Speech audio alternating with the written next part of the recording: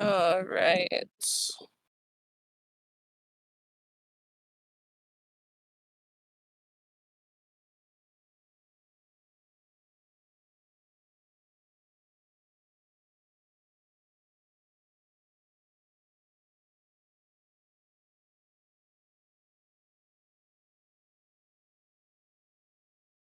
All right. I just want to make sure everyone can see the screen.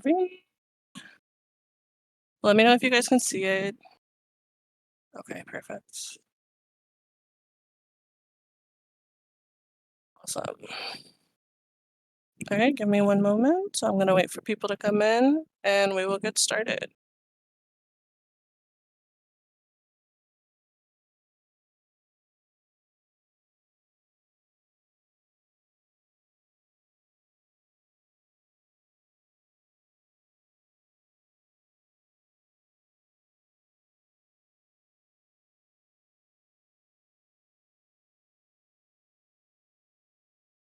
And you guys can hear me good. There's no fan in the background, right? Because my fan is on because it's hot in here.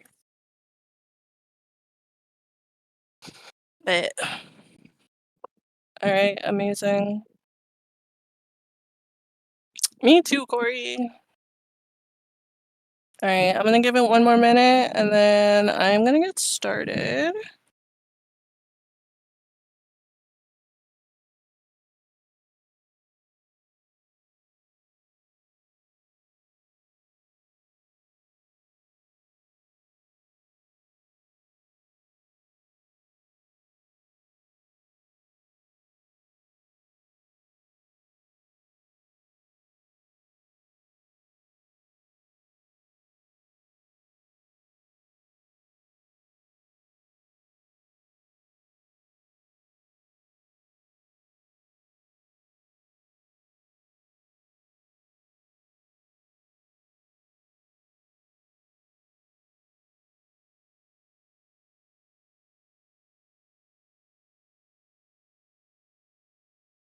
Okay, might be having a couple technical difficulties. I am trying to see if the screen is changing so I know whether or not you guys can see it change. So let me know if you see this. Oh, no, it looks like it paused.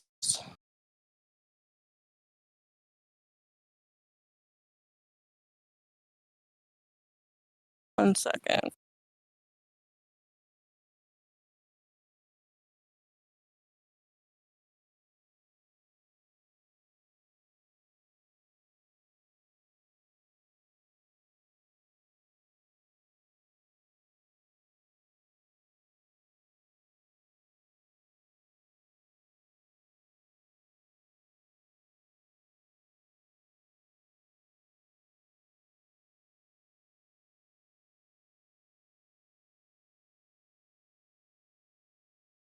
All right, yeah, so I'm having a little bit of an issue changing the screens for you guys. 1 second.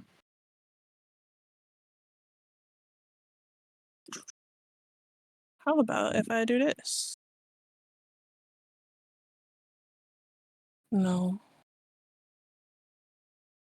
So you guys can see the mouse move, but we cannot see the screen change. Is that correct?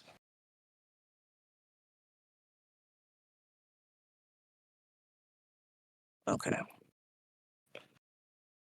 Let us see, let us see. What about now? No change? Oh, bet. Let's go. Okay, cool. All right. Perfect. Beautiful. Awesome. All right. Technical difficulty is over. I'm going to get started. Hi, guys. I am going to cam up.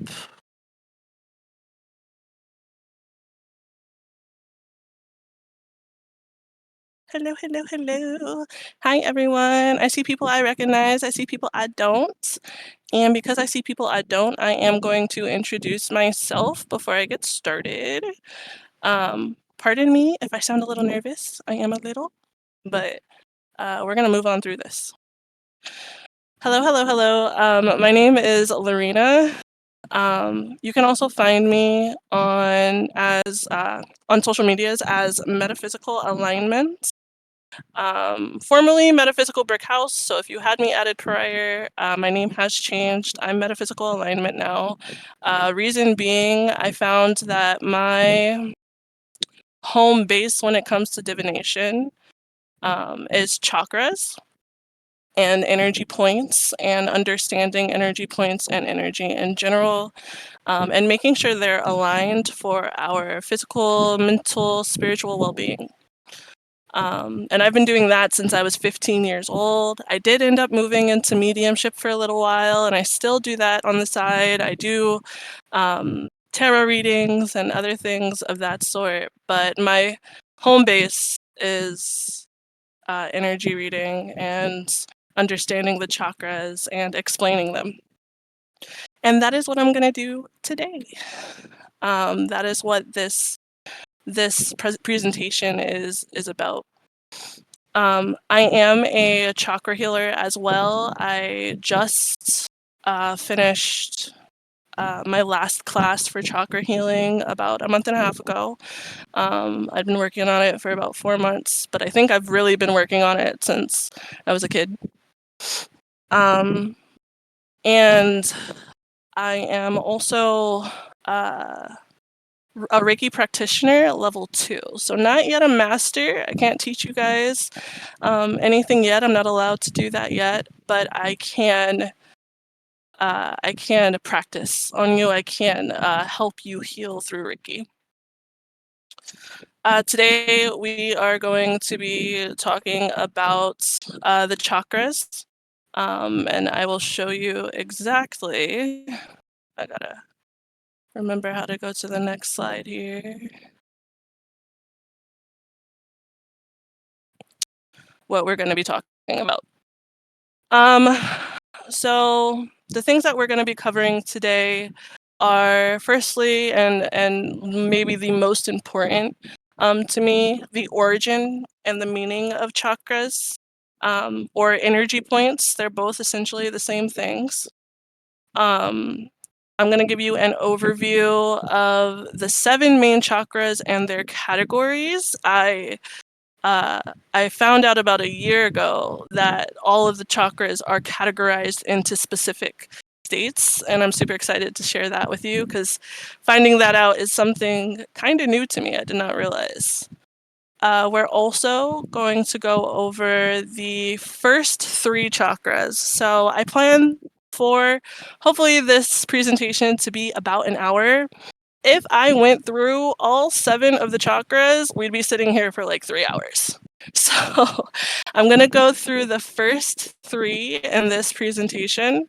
And then we have 2 more presentations coming up the next 2 Wednesdays. I believe that's the 24th and the 31st. Jessica, correct me if I'm wrong. So that you guys can, so that we can go over the rest of the chakras. But the first 3 that we're going to be going over today are the root chakra, the sacral, and the solar plexus. And if you guys are not familiar with those, don't worry, we're going to go into great detail about what they are, what they mean, so that you are more familiar with them after this presentation. And then also, we're going to be going over the characteristics of those chakras. We're going to go over what it means to have them imbalanced, or the term I like to use for it instead of imbalance is underactive or overactive. I feel like imbalance has like a negative connotation to it. And to be honest, you can always balance, you can always align your chakras. And if you think about it from a positive aspect, you're more likely to fix the problem instead of it like feel bad and feel negative to you. So I always use the terms underactive and overactive, and I will let you know what that means in the next slide, or in a few slides. And then we're also going to go over the corresponding physical manifestations of the chakras. So how they show themselves in the physical world, what you can relate them to better heal them and remind yourself on like what they are. All right. So that is what we're going to be going over. I want to make sure that I can see you guys' chat as well in case you guys have any questions. One moment. Okay, perfect. All right. Thumbs up if it changed, because I can't see. All right, perfect. Amazing. All right, so the first thing we're going to talk about is what the chakras are and where they're from. I think the history of chakras, or the history of anything, especially when it comes to divination, is super important, so that you understand and know that not only this isn't just something that we're only coming up with just randomly, intuitively, in modern time, but this is something that has been worked on for thousands of years. I think it helps solidify the meaning of it and how much it has affected not just us, but the world in general. So starting with the word chakra. Chakra is Sanskrit. It means wheel, it means cycle. As you can see, there's a little wheel right here. Essentially, it's the turning of an energy point, the movement of an energy point within your body. Just so you know what Sanskrit is, Sanskrit is an ancient language from India. Chakra was originally spelled Chakra, still sounding the same way. And that word was written in a book called the Vedas between 1500 BCE and 500 BCE. Their first writings they found in 1500 BCE. And the Vedas was a book for the philosophy of yoga. So essentially, it talked about the system of yoga and how it works throughout the body and how it moves and flows, how energy moves and flows throughout the body, and how to better make it move and flow through yoga. Chakras are energy points. They exist in different parts of your body, and they assist the flow of energy throughout your body. We'll go more in depth into that and what that means later in the presentation. And then each energy point, as I said prior to what we're talking about, corresponds with different physical, mental, emotional, and spiritual understandings. And we're going to go over almost all of those things in this presentation. So we're going to talk about the physical. We're going to talk about the mental and the spiritual and the emotional. We may see less of the physical correlations in this presentation because I'm going to be bringing that up in the second presentation. So don't worry, you will find out exactly where, what body parts your chakras align to in your body soon. I'm not going to miss that. That being said, okay, the 7 main chakras. So this is one of my, hold on, let me know if it changed, guys. Okay, good, perfect. I just want to make sure y'all can see it. It's a little slow here. There we go. All right, so the 7 main chakras, as you can see listed here, starting from the bottom, this is chakra number 1. It does go from the bottom to the top. So whenever you hear someone talk about the chakras, if they say number 1 is root, that's because that's where we start at the roots. Before I go deeply into the 3 categories, I just also want to mention that the chakras start from the bottom to the top because it is widely known that the beginning of our life here on Earth starts in our root chakra because we're building the foundation of our life, right? We're learning foundation. Our environment kind of is showing us what it means to be supported, to feel safe, or to not feel safe, or to not feel supported. That's what we're paying the most attention to when we first come to life, when we're between like baby to like 7 years old. And then also it changes as you go up. So you're essentially developing these chakras as you age.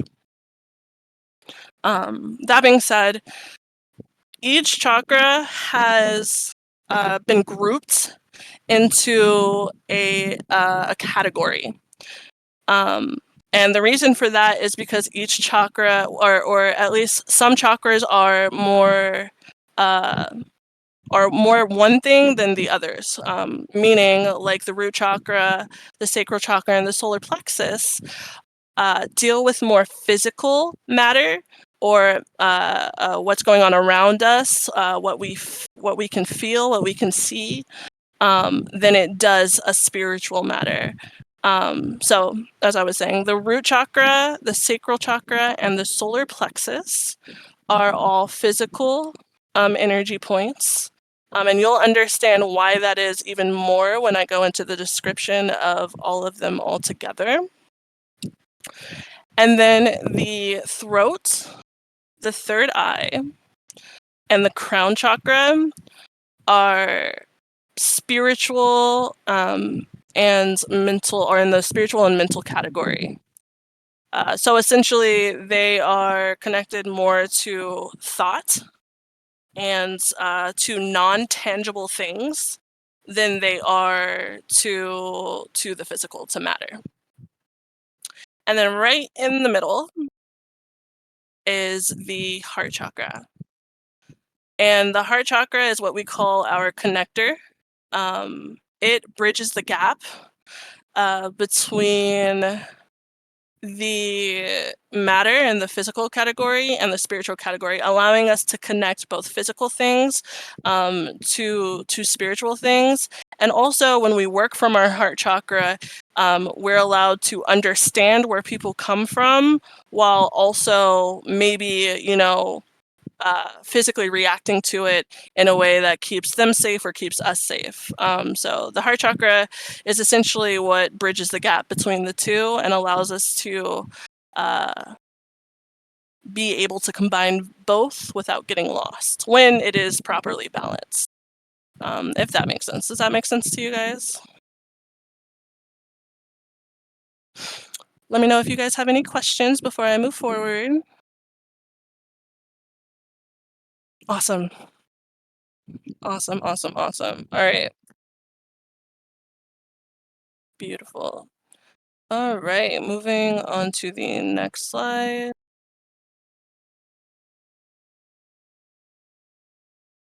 Okay, so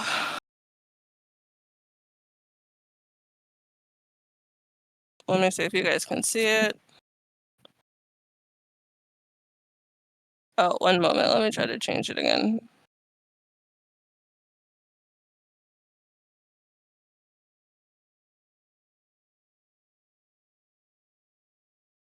Silence is because the slide, according to what I'm seeing. Oh, there we go.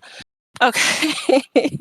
All right. So I couldn't see it move, but it moved. All right. So I did say I was going to talk about understanding the flow of chakras and how they move throughout our body and how they work in our body. So, being that we're all a part of the spiritual community, I think we've all run into the concepts that well, not even the concepts, but the scientific facts that we are all energy. If you zoom into an atom, into the middle of an atom, all you'll find is energy, which atoms are all of us, right? So here I wrote, we are all energy. Energy is around us, it flows through us, and it is us. Now, when it comes to what I know about chakras and Reiki, a lot of the concepts that we use when it comes to us as physical beings is that we are conduits of energy. We also like to say that we are not like baseball gloves. We don't hold on to energy. Energy kind of moves through us. We are not a glove. We are not a container of energy. We are conduits. So we are also conduits of energy around us. And it's energy moves similar to a river. If you think of the flow of a river, where it starts maybe from a waterfall, from another lake, down into a huge body of water, energy kind of flows that way. I like to say that sometimes energy will come in through our crown chakra, especially when we're channeling or something like that, and flow through the rest of our body and then go into the earth. And chakras essentially help that flow. So chakras are the energy points that assist this flow, and they're like pools along a riverbed. You can also imagine them as wheels in the center of that pool, helping the water move. Because a reminder is that chakras are moving energy points, they are wheels. They push the energy to continue to go, to continue to flow. Now, due to events ranging from very subtle situations to very traumatic situations, or to things that we maybe weren't taught or were taught, the energy can be affected. And the energy from those events may cause either a slowdown with the chakras or an acceleration with the chakras. And that is what the meaning of underactive and overactive chakras, that's where that stands. An underactive chakra would be considered a chakra that is slow moving, or too not moving. And an overactive chakra is a chakra that would be spinning too quickly.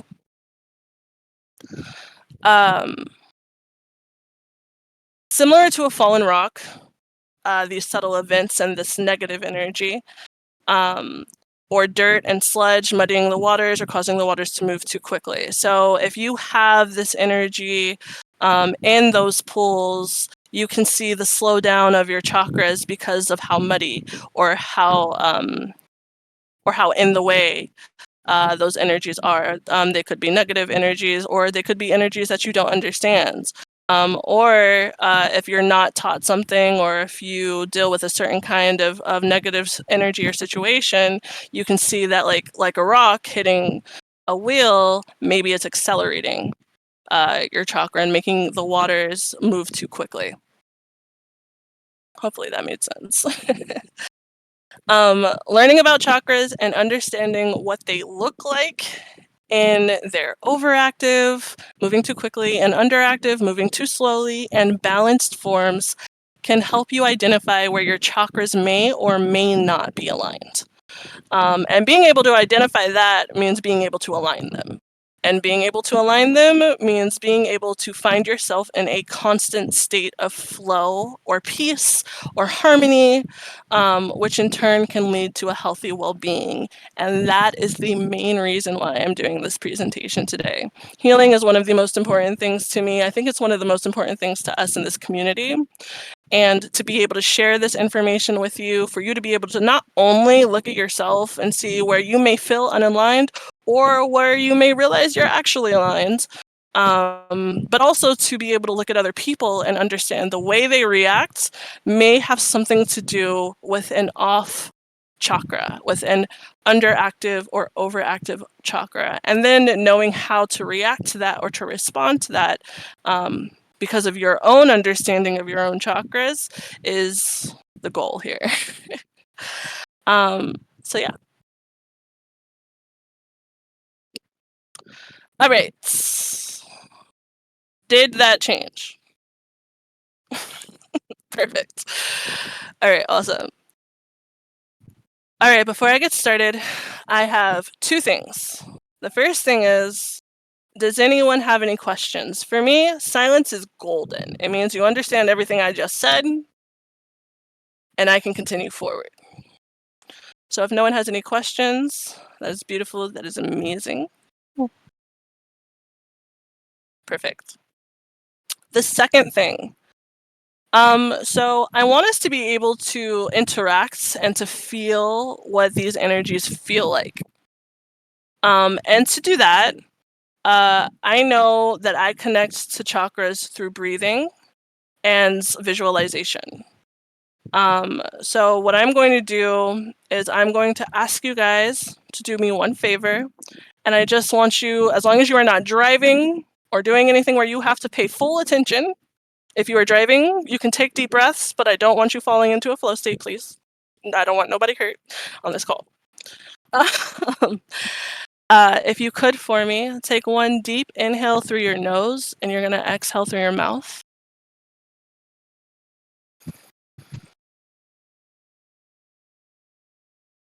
And you're going to do that one more time. This time, I want you to imagine a little energy point, a little pool at the bottom of your tailbone.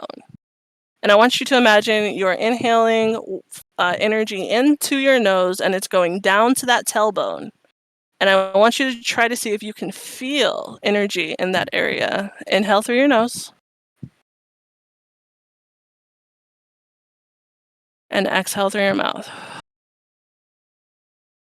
And while you're breathing, I just want you to make sure that you pay close attention to that area. If you start to feel anything, that may just be your root chakra saying hello. All right, so we're going to learn about the root chakra next. And I am paying attention to the chat, so if y'all got questions, awesome. Awesome, Kim. All right. So the first chakra that we're going to talk about is the root chakra. This chakra, as I said, is located at the base of your spine. Hold on, I'm waiting for it to change for you. There we go. Okay, I figured it out. I know how it's working now. Okay. All right. So the root chakra is located at the base of your spine or your tailbone. Its correlating color is red.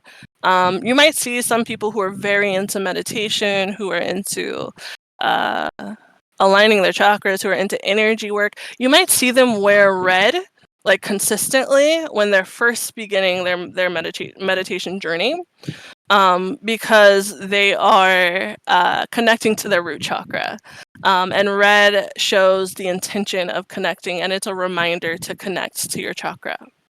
The simple effect of this chakra, and what simple effect is just if you can't take all of this information with you, one of the most important things to know is the quick effects of what the chakra, or the quick things of what the chakra affects, essentially the characteristics of each chakra, right?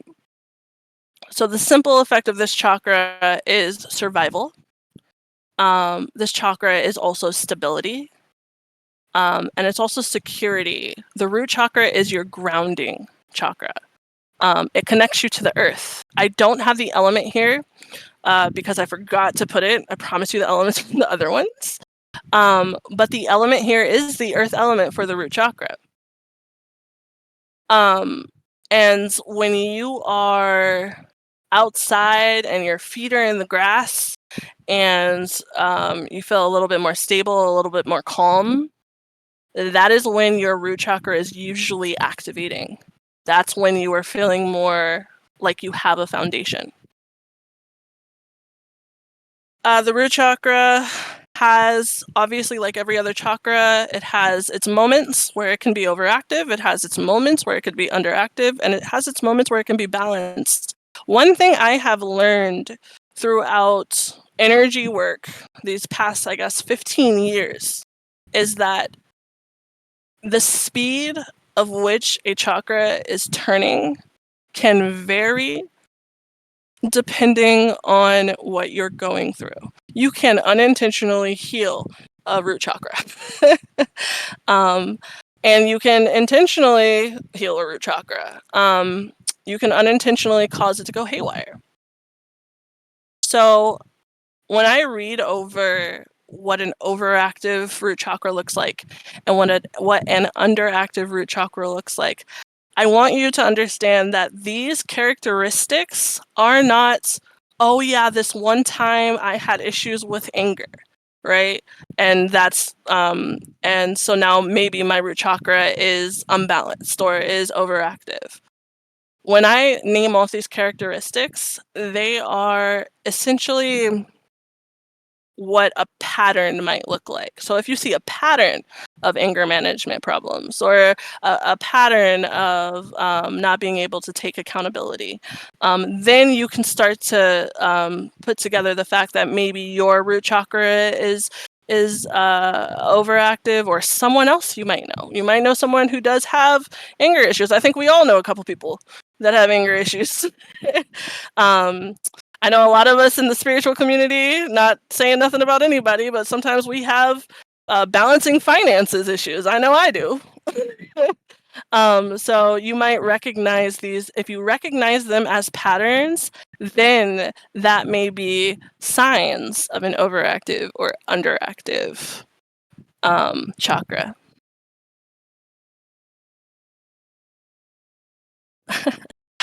That being said, a overactive chakra, as I was saying, looks like challenges with anger management. It looks like accountability, challenges with accountability, being able to say, you know, I did mess up, or I am in the wrong here. Someone who just can't do it, even though you know, or I know, or they know even that they messed up or they were wrong or anything like that. They may not be able to take accountability for it. Um, It also is challenges with change, because remember, a chakra is a grounded chakra from the get. It's a stubborn energy from the get, right? Even from balance, it's I will not move if I do not have to, right? Or if I do not need to. Now a properly balanced knows when it needs to. But an overactive chakra may say that change is bad and I'm afraid of it and I will not do it.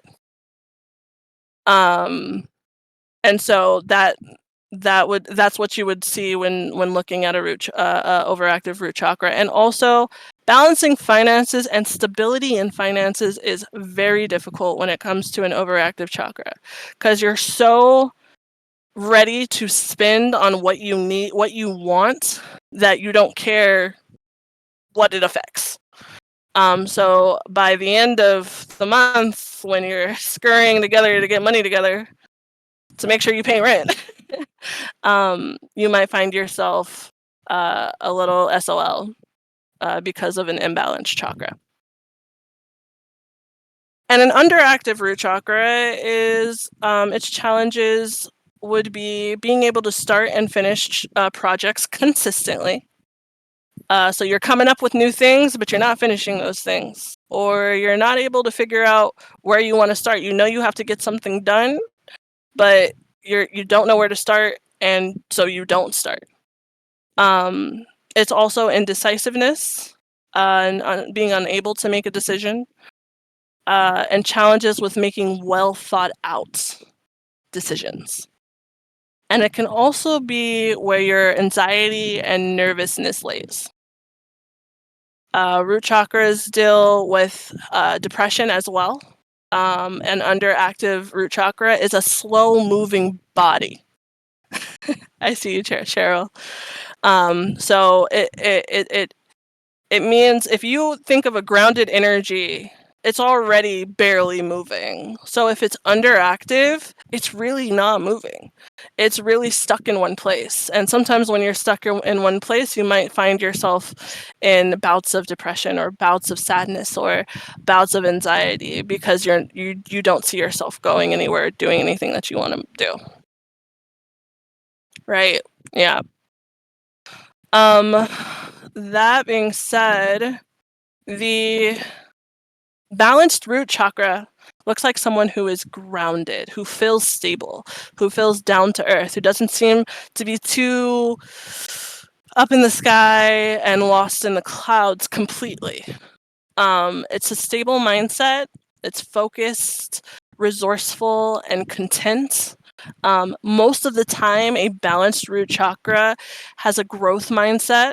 You're not really in the state of lack. You know that you can grow from where you are. Again, this is a grounding thing, right? And when you think of grounding, you think of plants, you think of rooting into the ground and then growing from that. So that is what the root chakra embodies, growing. It is a loyal person. You might find someone who is very, very loyal.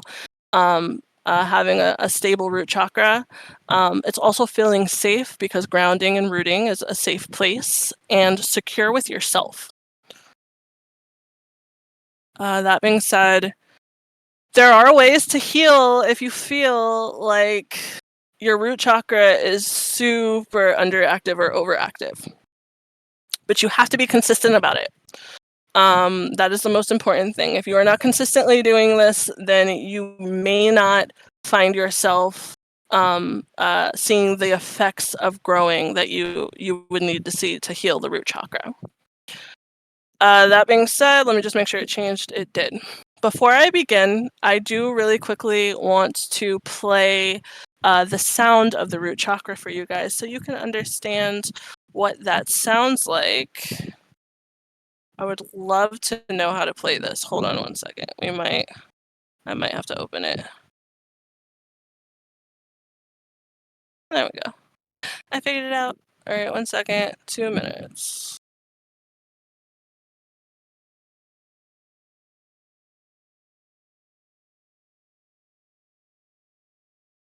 All right.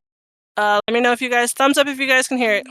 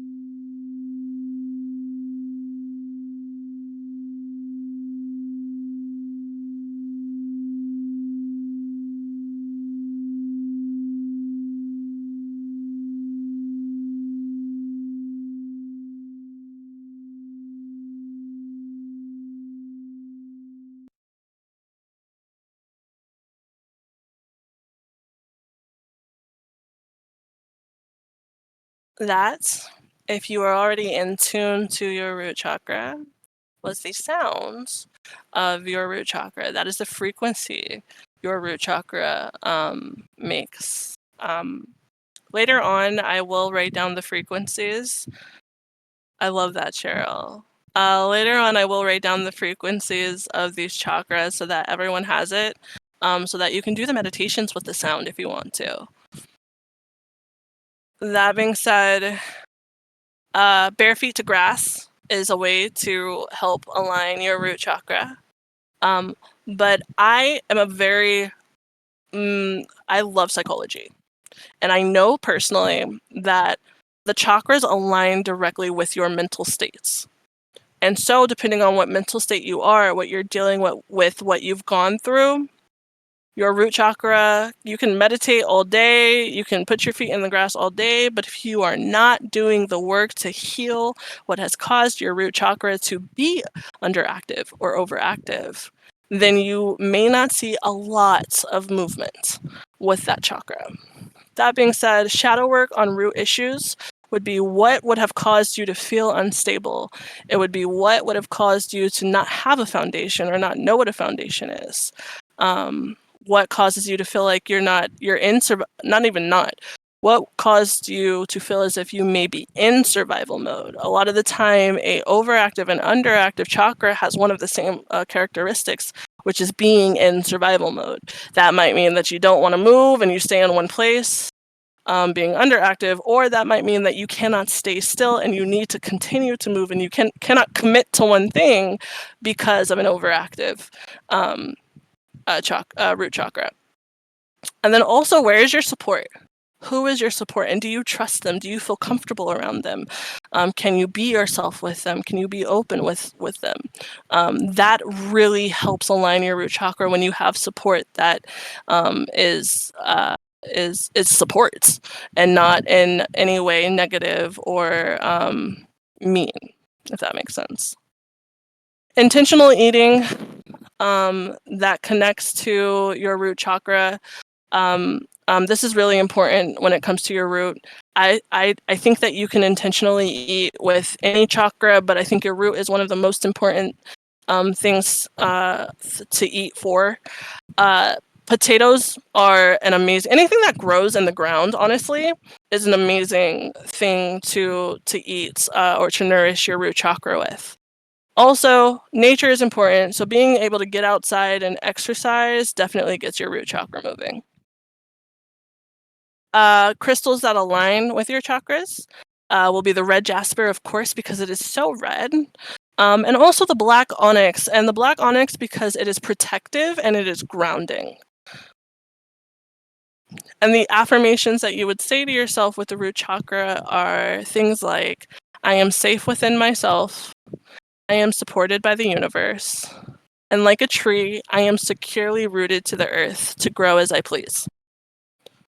If you are doing 2 to 3 of these techniques consistently, I'm not saying every single day because I know sometimes we have busy lives, but if you can find 1 to 2 times a week to sit down and really work on your root chakra, do the shadow work, all your chakras, but do the shadow work, do the meditations, get outside, put your hands in the grass, touch grass, um, and eat, grounding foods. If you take some time to do that intentionally, you'll start to see the truths come up, and the mud that might be blocking your root chakras come up and come out, and you can deal with them and you can let them out and start aligning your chakras, if that makes sense.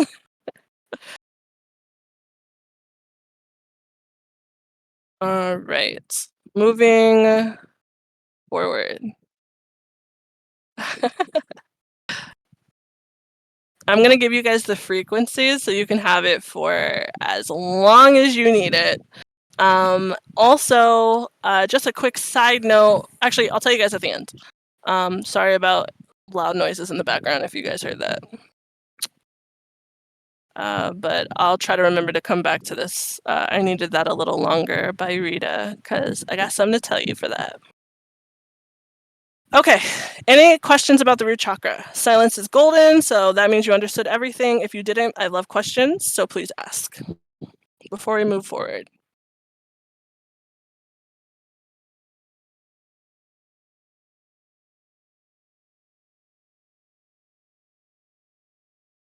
I see the words red jasper with a question mark, but I don't know what you mean.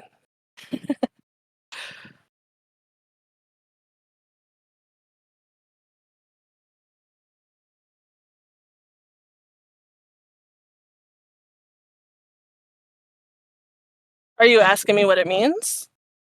Fun fact, the note being played for the root chakra is actually called C in Western tonal music, which is home base to a lot of Western musicians. Ooh, so that means a lot of your musicians are already helping you guys align that root chakra. That's awesome. Thank you, Tori.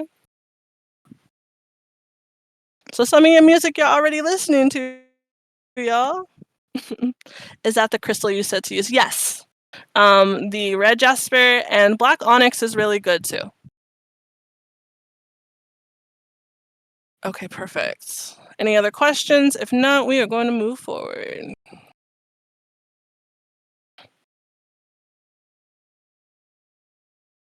All right.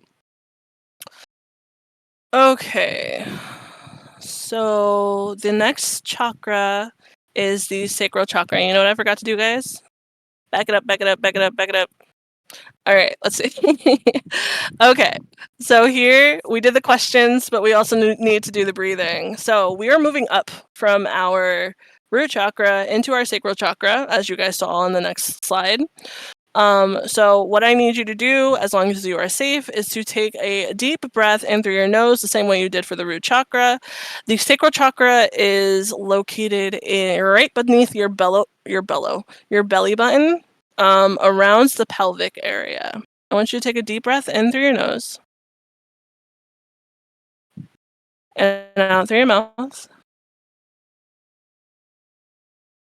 And the next time you take a breath, I want you to imagine energy, good energy, pure energy, loving energy, going in through your nose, down into the pool where that sacral chakra is and see if you can feel it. You may feel tingly sensations in around that lower half of your abdomen, and in that pelvic area. That's an activating sacral chakra. Now, make sure it changed for you guys. It did. Perfect. Okay. So the sacral chakra is located, as we know, below the belly button, near the pelvic bone. Its color is yellow.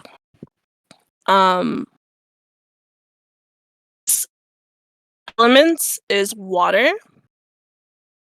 So again, yellow can be anything. Yellow can be the sun. Yellow can be anything, honestly.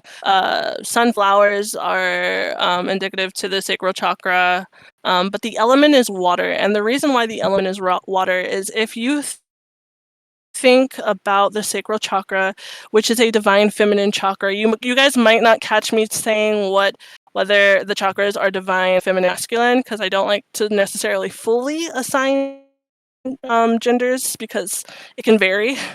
But it is a very feminine chakra. It is a flowing chakra. When you think of this energy point, you get most of your energy from that chakra when you are dancing, when you are moving your hips. That is when your chakra is coming to life. That specific one, the sacral. The simple effects, so for you to remember this characteristic of the chakra, would be creativity. Your creativity comes from your sacral chakra. That painting that you do, those ideas that you have, the drawings that you might do, your ability to build comes from the sacral chakra. It also connects to intimacy. The place it is a very intimate part of your body. It connects to pleasure. It connects to emotional and sexual expression. So however you express yourself in those ways is coming straight from the sacral chakra. That being said, its mantra, I'm not sure if I did the mantra for the root chakra, but I can put that in later. I did, okay. But there's mantra for the sacral chakra is VAM. So these mantras are specifically for when you're meditating. So when you are meditating, if you want the sounds, but you're not listening to a frequency, what you would say out loud is VAM, VAM. You would repeat that consistently or hold the notes for a bit. I would recommend you listening to the sound first so you know what VAM sounds like, and you will hear it in the next slide. Let me make sure I'm reading. Okay, perfect. Also, okay, so moving forward, the overactive and the underactive characteristics of the sacral chakra. Firstly, overactive looks like challenges with addiction. You might see someone with an overactive sacral chakra have many different kinds of addiction. Quite frequently, it could be like a sex addiction or a drug addiction. This is because of how quickly that chakra is moving and whatever caused it to move that quickly. You also might, because it is a place where your emotional expression is, if you find that it is moving quickly, you might run into someone who with an overactive chakra who is very argumentative. You might see that they're kind of serving themselves. They don't care how other people feel because it's about their feelings. Their feelings are the most important. You might know somebody like this. Where they don't care about anything else. They talk about themselves. They worry about themselves. They don't really worry about anyone else. You might also catch those people feeling jealous. Or suspicious of other people. This is because those emotions are running wild and they're high. You also, Hold on one second, guys.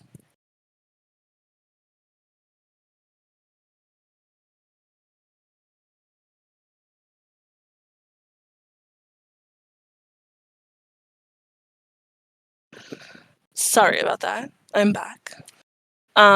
So you also may notice that the person who has a high active or overactive sacral chakra can be kind of draining around you. So what that actually looks like when it comes to the sacral chakra is someone who is just going through a lot, but it seems like it's never ending. And a lot of the time when you recognize this in someone, you'll notice that you give them advice or that they take advice from other people or that they know better, and you know they know better, but they still end up getting into another circumstance that is quite similar to the one prior. And this is because of how quickly, again, their emotions are moving and how much they kind of need that rush to keep them moving. They also have challenges with controlling a high libido. So like slowing it down. Again, with challenges with sex addiction, this is something that you'll see kind of intertwine with each other. And underactive looks like challenges with control. So this is a slower moving. Hi, Katina. This is a slower moving chakra. So you might find that instead of being assertive, this person with this underactive chakra has issues controlling and is more likely to listen to other people who are not necessarily good for them. You'll find that they put others first, but neglect themselves. You'll find them self-sabotaging or staying away from relationships in general. They will shy away from people because they do not want the contact or the connection, due to how slow, like they don't feel like they can express themselves. So if they can't express themselves, they don't want to suddenly express themselves around someone else. The idea here is that the trauma that could be underlying is that maybe they were not accepted previous, right? So you'll see them shying away from people, you'll see them self-sabotaging relationships, you'll see them not wanting to open up, you'll see them overworking themselves, like going to work every day and like nonstop overtime type people. Those can be people who, again, remember it has to be a pattern, but those can be people who have an underactive sacral chakra. Also, you may find them with challenges with low libido. What I would say about the challenges with high and low libido and controlling those things is make sure that you see, if you notice it within yourself or in other people, make sure that you also see other patterns too, because this could be anything. This could be a medical thing, it could be a psychological thing, it could be anything. So also pay attention to the other patterns that add on to the chakra and it being underactive or overactive before you diagnose yourself. And a balanced chakra looks like creativity flourishing. So being able to come up with ideas, being able to be creative, the ability to set healthy boundaries and listen to healthy boundaries. So not just to set them for yourself so people don't cross your lines, but also to not cross anyone else's. Regulating your emotions is a lot more simple with a balanced sacral chakra. And you might find yourself in a state of liberation often with a balanced sacral chakra, meaning you can express yourself in any way that you want and you will not need validation nor care for validation from other people because you have it within yourself.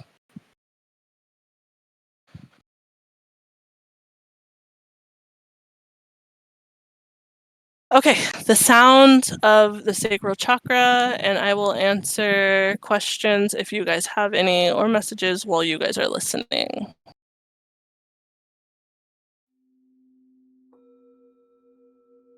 One second. I love how tiny this is because I can't see. All right, we'll start here.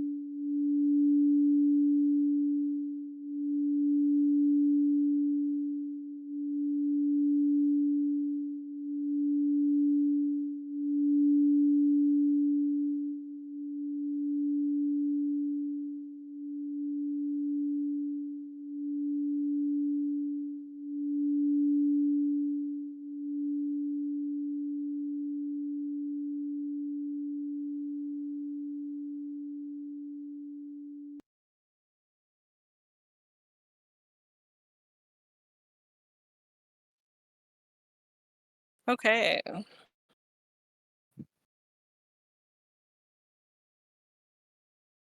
Musically, it goes up to the next note in the scale, which is D or Re for, I hope I said that right. Ray, for my Sound of Music fans. Okay, all right, that's awesome. I did not know that. That's so cool.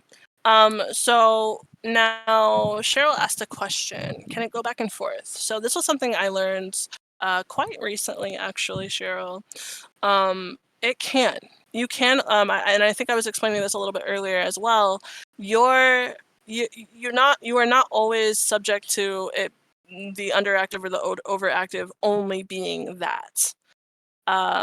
Sometimes, yeah, Amber. Sometimes what happens is depending on your state of being and the mental aspects that you're going through and your environment, you might find yourself with an overactive moment. You might be going through a phase of overactivity where your root chakra is speeding up. And then again, the same thing with the underactivity. The idea here is to find a way to get it balanced and to recognize what it looks like. Okay, what am I doing here that's enough. My sacral chakra is moving too fast, right? When does that happen, and how can you find a way to, what can you do to get yourself feeling better? And that's what the point of this slide is, to show you some of the things that you can do. But yes, that is absolutely possible. The only thing that I have learned is that, I guess, to not even negate that, is that it can't happen at the same time. You know, like you can't see it moving fast and slow at the same time. But in separate situations, it can be underactive or overactive or balanced.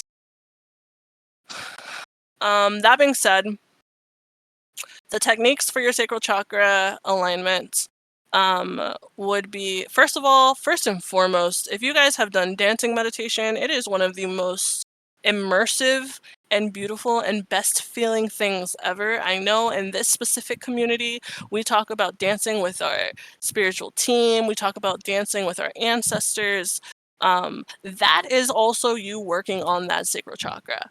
I like to say, if you're swaying your hips, then you're getting rid of bad energy. No matter what, you're bumping the bad energy out. Um, so yeah, movement of your hips. If you look somewhere in a psychology study, there is a study that shows that we release our trauma by moving our hips. Our trauma, a lot of the traumas that we go through, sit in our hip area and in our pelvic area. So moving that body part can really help you move that negative energy out. Shadow work on sacral issues is super important. Sexual expression, challenges with boundaries, and motivation. If you notice, also, I want to say motivation when it comes to creation. If you're not motivated to go to work, it might be because of the job, to be honest, right? But when it comes to you creating the things that you love or doing the things that you love, if you find that you are not seeing you yourself want to do them or feeling motivated or encouraged or confident in them, then that is indicative of possibly a underactive sacral chakra, which means that we need to do shadow work on what's causing us to not be motivated to do the things that we really like to do. Also, yeah, challenges with boundaries. So make sure that you're trying to understand why maybe you don't understand boundaries or why you can't put them up, and shadow work on sexual expression. Uh, that's anything dealing with sexuality or intimacy in general. And then more techniques is swimming or resting in water, because the element for our sacral chakra is water. It is a flow state. And then creative activities are important too. I did not know my sacral chakra was as underactive as it was a year ago. And I had a few friends pop into my life and bring in painting and bring in crocheting and bring in music and bring in cartoons and just a lot of creative things that I hadn't been involved in for a long time. And when I got involved into them, I realized that there was almost a direct connection to your very young self when it comes to your sacral chakra. And yeah, the affirmations for this is energy flows through me. So make sure to say this to yourself anywhere. It could be during your meditation. It could be in a mirror. The other affirmations are I am a creator. I set safe boundaries for myself and adhere to others. And I can express myself freely. I didn't hear the root one at all, but I heard this one. Interesting. Guess I'm pretty underactive with roots. Oh no. Well, yeah, I'm sorry that you didn't hear it, but it is a very interesting root chakra. I will be going over this more uh, later. I'll explain what I'm doing later with you guys after this presentation. That being said, we are going to take a breath, ask some questions, process that information. We have one more chakra that we have to go through before we are done here. Does anyone have any questions? If not, silence is shiny golds. I will move on to the next chakra. All right, guys, we have one more chakra to go over. Now, this chakra, my ultimate favorite, but you guys can choose what your favorite is. This chakra, I am an Aries, so this might be why it's my favorite. I don't know, you guys can ask Corey. Corey can tell me at the end of this. This next chakra, I want you to take a second, if you are safe, to take a breath, safe enough to do this at least, to take a breath in through your nose, out through your mouth, allowing energy in and out. The sacral chakra is located in your stomach, above your belly button, beneath the breath, like the chest cage, between your ribs, right there, where the stomach is. This is where a lot of us feel our anxiety. So if you know where that is, then that's that's probably your solar plexus. And I just want you to breathe into that one more time. You're just giving good energy into that. I want you to feel what that feels like, that energy point. Okay, the solar plexus is the final little character of our physical chakras, our chakras in the matter category. The solar plexus, I just found out a couple days ago, is ruled by the sun. I'll find out the rest later. I know I didn't tell you what the rest were ruled by because I don't know yet. But I did find out that it was ruled by the sun. Little astrology fact. It's located in the center of your stomach. Its color is yellow. Again, if you see anything yellow, think of your solar plexus. You can even find out in that moment when you see the yellow thing, are you aligned with it? Maybe your spirit team is showing you yellow because you got to get yourself back into alignment with your solar plexus. The element is fire. Oh, did it not change for you guys?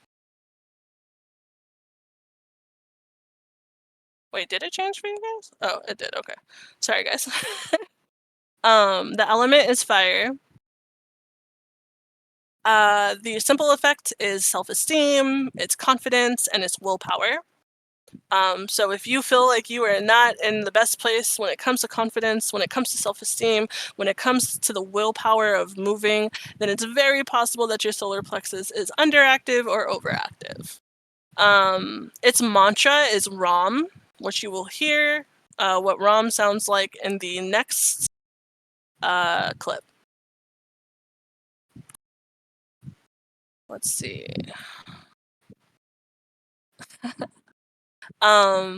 Yeah, Katina, yeah, that's sun, right? Also, I also found out that it may also embody Aries. But don't quote me on that. I'm an energy healer, not an astrologist yet. That being said, the overactive characteristics of the solar plexus are challenges with needing to control situations and others. You might know somebody that wants to control everything. An overactive solar plexus needs to consistently be right, and they usually think they're a little bit better than everyone else. This is this overconfident person. So someone who is they exude cockiness, they exude overly confident. The confidence is great. Even being overly confident is great. To be honest, I'm not gonna lie, even being cocky is great, right?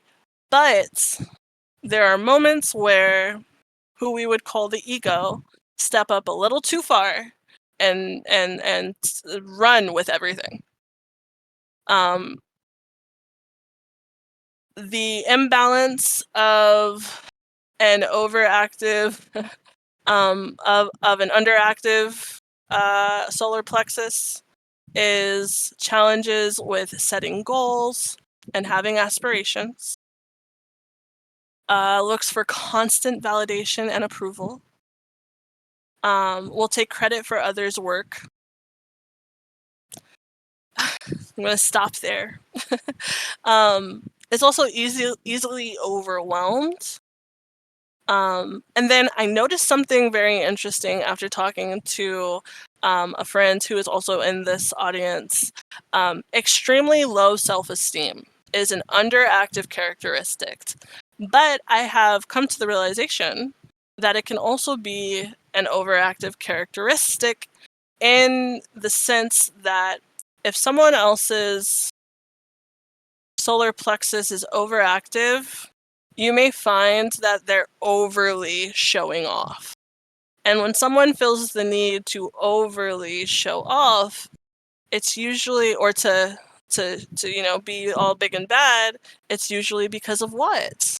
They actually don't necessarily believe in themselves, or they don't necessarily have such high self-esteem. Yes, overcompensating.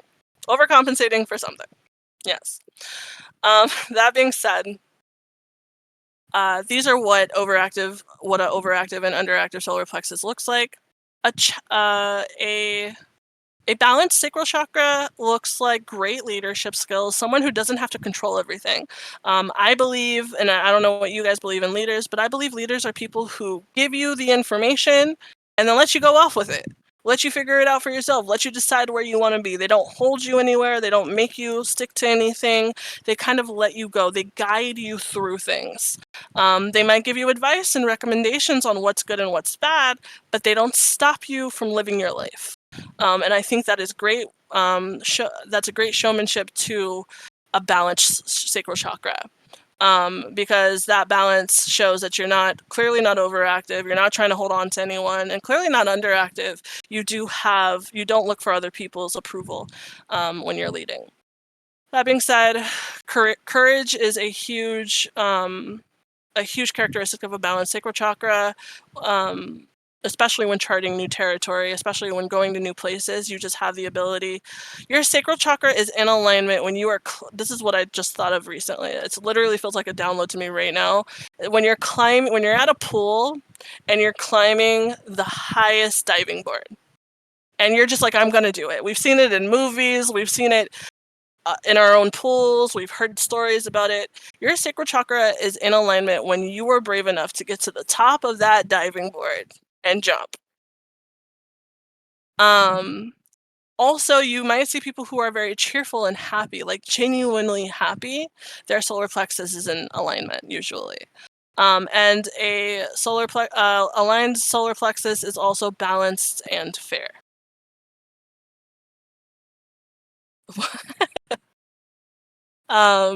Yes, Cheryl.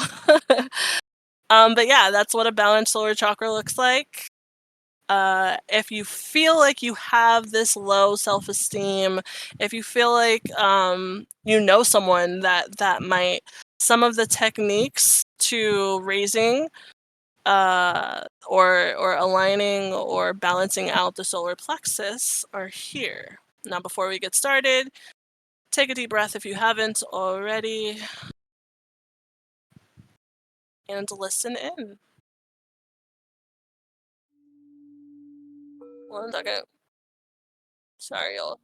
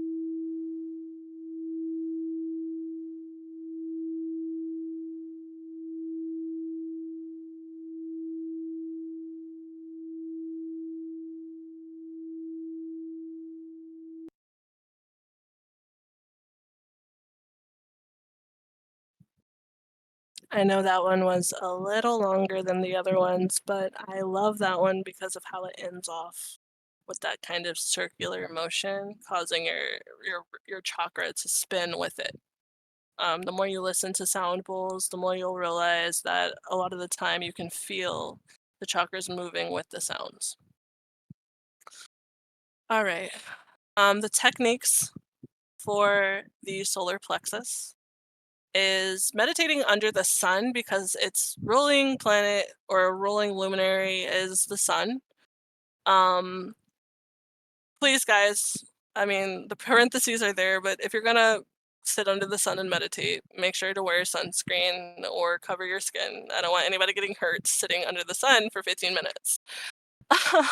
But definitely take time to meditate under it.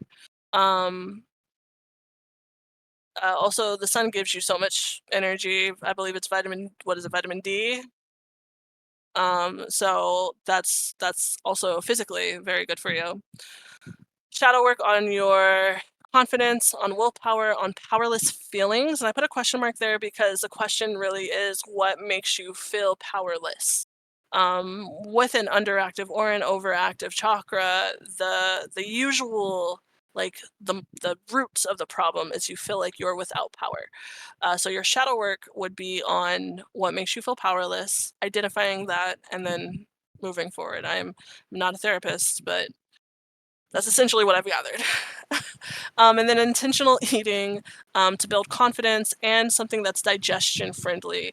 I did say that currently I don't have body mechanics or correspondence when it comes to the chakras, but your stomach and your digestive system is directly connected to your solar plexus energy. So just make sure that you are eating foods, especially when you're intentionally eating, that are good for your digestion. The crystals that work with those are citrine and tiger's eye. Citrine because of how beautifully yellow it is. And tiger's eye because tiger's eye embodies confidence. Oh, I didn't go over the crystals for the sacral chakra. No, we'll do that another time. But yes, those are the crystals that are good for you, for your confidence building. And then the affirmations are I can and I will. That is actually the main affirmation for a solar plexus chakra. Also, I am powerful as I am, and I move forward with grace. Say those to yourself in the mirror. Remember, consistency with these techniques will help you clear out the muck and mud and rocks that could be in your solar plexus. All right. All right, guys, before we come to an ending, I have gone through the physical category of your chakras. And we are only going over the 7 main chakras. I don't know if I said this prior, but there are 7 main chakras, and I am in an advanced chakra class right now. I've known about these chakras prior, but I'm learning more. From what I have gathered, there are 114 chakras. These are not important for you to deal with right now. And I don't know if I'll ever go over them with everyone. Maybe one day. But the 7 main ones are the ones that affect your entire life and your entire body. So those are the ones to pay close attention to. Any questions before I move forward into the last slide? All right, silence is golden. So that being said, I just want us to do one more thing before I move into the last slide. We're going to take one more deep inhale in through our nose, bringing in good, loving, clearing energy into those 3 chakras. And when we exhale, we're exhaling any muck that we can get out. We're just going to let that out. We're going to let it go off into, I would say, into the earth, allowing the earth to transmute it into better energy. So in through your nose, into all of those chakras, and then blow out, allowing any negative or bad energies to go off into the earth, and allow Mother Earth to take it and turn it into whatever she needs to. That being said, thank you guys for being here, for listening, and for sticking by me while I'm going through these. Stay tuned. I am going to be back next week to go over the heart chakra and the throat chakra and what bridging the gap between the physical and spiritual chakras actually means. Also, those of you that are here right now, before you go, I want to let you guys know that on Saturday, can I get a thumbs up from Jessica real quick just to make sure Saturday is a go on your end? On Saturday, I will be doing a the beginning of a meditation. I will be starting meditation within this Discord. Ermi is going to give it to me. I see you writing, Ermi. Perfect, thank you. Just making sure. All right, now let me move forward. So we are going to gather together. I'm working on, it's going to be around 11 o'clock on Saturday in the morning Eastern time. We're going to be sitting together and we're going to start meditating together. Now, let me let you guys know something. I am very, very, very aware that meditation is not easy for everyone. So if you guys are going to come join us, I am going to make this meditation guided. So you'll be kind of following my voice. Sometimes I'll be quiet. I'll let you find your peace, however you do that. But one of the biggest things I would love from you guys is after the meditation, and I'll reiterate it then, is for you guys to reach out to me and tell me how you felt, how you really felt. Were you able to connect? Were you able to find peace? Were your thoughts going crazy? What was going on? Because I am formulating ways with friends and with therapists to make sure meditation works for everyone, because I know how hard it can be. And so I want to make sure that each meditation is not going to always be the same. It might change here and there, but I want to make sure you guys feel comfortable with it and you can find meditations that work for you. That being said, if you are looking for me at all, everyone join. Ermi said everybody has to come, so we all need to raise the frequency together. But um, if you're looking for me anywhere, you can find me under the name Meta Alignment or Metaphysical Alignment. I am on TikTok, I am on Instagram, and I am on Facebook. I also have a website if you are looking for understandings when it comes to energy healing. If you have any questions, you can always message me. But I will see you guys, hopefully all of you, on Saturday. But if not, I will see you guys again on Wednesday. Thank you again for being here. I really appreciate it. And I can't wait to keep teaching after this. Thank you. Bye.